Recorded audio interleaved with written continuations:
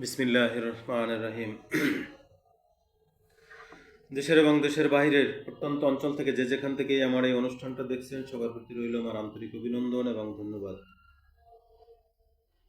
আমি প্রায় বলি যে আমার ভিডিও অনেকেরই ভালো নাও লাগতে পারে, কারোর গায়ে পড়লে তখন হয়তো তার ভালো লাগে না। যাই হোক, আজকে আমি এই মুহূর্তে নির্বাচন চলে গেল আজ প্রায় 10 দিন। 10 দিন অতিবাহিত হলো, কিন্তু আইন শৃঙ্খলা বাহিনীর কোথাও কোনো উন্নতির লক্ষণ দেখছি না। তো আমি প্রথমত সরকার এবং দ্বিতীয়ত বিরোধী দলীয় যারা আছেন, 11 দলীয় জোটে যে সমস্ত সংসদ সদস্য নির্বাচিত হয়েছেন, বিশেষ করে তাদের উদ্দেশ্যে কিছু কথা বলতে চাই।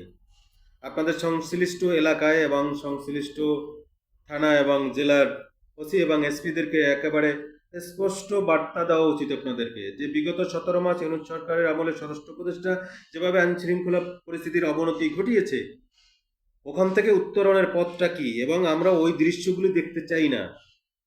কথা স্পষ্ট। সংশ্লিষ্ট এসপি এবং ওসিদেরকে একেবারে কড়া নির্দেশনা দেওয়া উচিত আপনাদেরকে, যে আইনের চোখে সবাই সমান, ওখানে কোনো বিএনপি নেই, জামাতও নেই, আওয়ামী লীগও নেই, কথা ক্লিয়ার। যে অপরাধী তাকে আইনের আওতায় আনো, তাকে অ্যারেস্ট করো।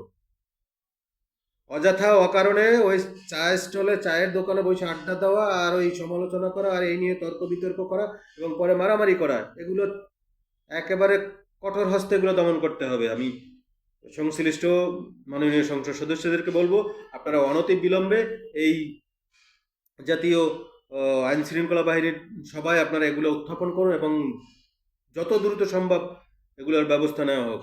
ঘের দখল, ছাগল ফার্মের ছাগল চুরি করে নিয়ে পিকনিক করা, গরু চুরি করে নিয়ে এ করা, এগুলোর থেকে আপনারা এই জাতিটাকে মুক্তি দেন। এখন নির্বাচন তো হয়ে গেছে,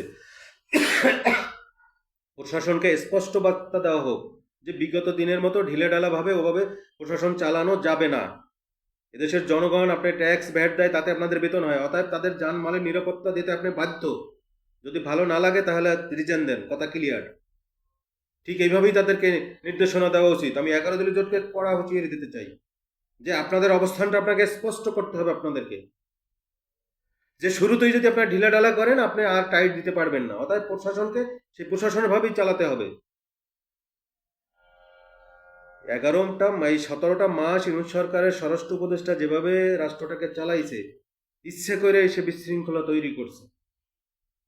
সে প্রশাসনকে সঠিকভাবে ব্যবহার করতে পারে নাই, কারণ সে নিজের বাহিনীটাকেই গুছাতে পারে না। তা কিভাবে তার কথা শুনবে তার বাহিনী?